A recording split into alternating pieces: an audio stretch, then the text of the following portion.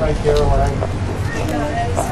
Caroline, could you tell us how the president joined in extend the ceasefire in order to reach a deal? Does he believe that a deal can be struck on the U.S. blockade is still in place? Great questions, and I will answer them. Let's level set on where we are. As you all saw yesterday, President Trump announced an extension of the ceasefire. He's maintaining and generously offering a bit of flexibility to a regime who has been completely tarnished because of Operation Epic Fury. There's obviously a lot of internal division. This is a battle between the pragmatists and the hardliners in Iran right now, and the president wants a unified response. And so as we await that response, there's a ceasefire with the military and kinetic strikes, but Operation Economic Fury continues, and the effective and successful naval blockade continues as well, of ships and vessels that are moving to and from Iranian ports. We are completely strangling their economy through this blockade. They're losing $500 million a day. The Karg Island is completely full. They can't move oil in and out. They can't even pay their own people as a result of this economic leverage that President Trump has inflicted over them. So he's satisfied with that as we await their response, and we will see. The president has not set a firm deadline to receive an Iranian proposal, unlike some of the reporting I've seen today. Ultimately, the timeline will be dictated by the Commander-in-Chief and the President of the United States. Much those fingers did. Much those fingers. Well, we obviously know who we're negotiating with because our negotiating team has sat down with those individuals in person. But obviously there's a lot of internal fraction and internal division, which again just proves the effectiveness of Operation Epic Fury in the first place. Their regime and many of its leaders for nearly 5 decades have been wiped off of the face of planet Earth. So again, the president's offering them a little bit of flexibility because we want to see a unified proposal to the president's very strong proposal. And he's made his red lines very clear. Again, the United States maintains control over this situation, leverage over the Iranian regime. Not only have they been significantly weakened and obliterated militarily, but they are losing economically and financially every single moment that passes with this blockade. So the president is going to continue to lead the free world, to run the United States of America as we await the Iranian response. Caroline. Thanks a lot, Caroline. 2 questions. What's the ultimate goal of this blockade? Is it indefinite? And is the ceasefire that's in place right now also indefinite? Look, again, I'm not going to set a timetable for the president.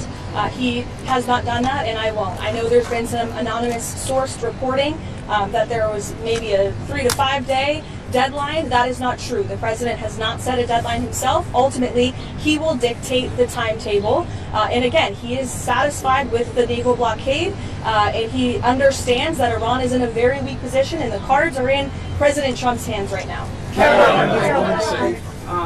On the issue of Virginia redistricting, he weighed in this afternoon raising concerns about polls. Why didn't he campaign more actively against this referendum? Why not spend time on Truth Social encouraging people to vote no before the vote, then raise concerns after? That's a question that's political by nature. As you know, I'm not part of the president's political team anymore. I do sit here at the White House as a government employee. Look, the president has a lot on his plate, a lot on his schedule. He did host a telephone call prior to the election the night before, but he's made his position on the results of this election clear. The president is not setting a deadline with this ceasefire right now, but this war has already gone on longer than he said it would initially. How long should Americans be prepared for this war to go on? Look, I think President Trump ultimately will dictate the timeline, and he will do so when he feels is in the best interest of the United States and the American people. Thank you very much. So in the same day, the president said that he doesn't want to extend the ceasefire and the bombs would start falling after the end of the ceasefire. And unilaterally, he declared that the ceasefire would be extended indefinitely. Iranian state media are openly mocking the President of the United States and saying we didn't even request the extension of the ceasefire. What's the response from the President of the United States? The response is you guys all see a lot of different messaging coming out of Iran, a lot of different rhetoric and language from them. I would caution you to take anything that they say at face value. What we've seen is that what they say publicly is much different than what they concede to the United States and our negotiating team privately. And I've said that repeatedly to all of you in the news media, and you should take our word for it. Caroline, another topic. There's been some reporting about a possible bailout for Spirit Airlines. Can you update us on those talks, and why does the administration think it's a good investment to buy into a bankrupt airline? Well, I understand the airline is bankrupt because the previous administration blocked the merger, which was probably not a wise move. Obviously, this is something the Commerce Department and the President are tracking. I don't have any updates or announcements, but the aviation industry is very important to this President and this White House. Millions of Americans depend on it. We want to see the best possible outcome, but I don't have any announcements. Thank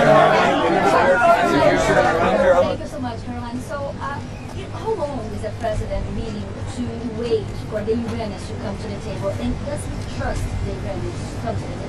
Again, I've now been asked this question a few different times, a few different ways. I'm not going to set a deadline.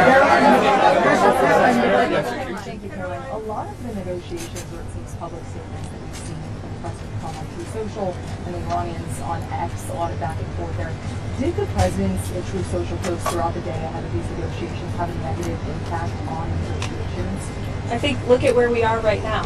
The President chose to extend the ceasefire because it's Iran who needs to get their acts together.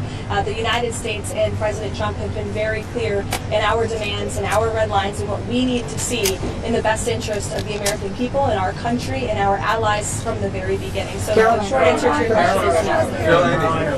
Does the White House have an understanding at this point of who inside of Iran will have the final sign-off? The White House and our intelligence community certainly has a good understanding. However, we want to see a unified response and a unified proposal.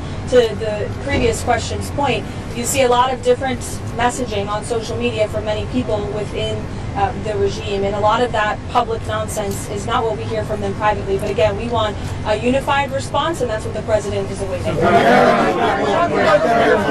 I'll leave our intelligence community and the President to decide. Go ahead. Does the White House have a response to the DOJ's indictment of the SPLC, as well as the allegations that dedicated funds were used to actually fund the very dangerous Yeah, I saw the indictment yesterday. I saw the acting attorney general and FBI director do a press conference on it. It was quite shocking to me to learn of the egregious violations of the law the Southern Poverty Law Center was committing. And I think that's a story that should be on the front page of every newspaper in this country because they've obviously been duping their supporters and the American taxpayers for far too long. It's a criminal organization, clearly, and that's not our DOJ saying that or Todd Blanche saying that. That's a grand jury indictment saying. Caroline. Thank you, Caroline. Right. I'll be out.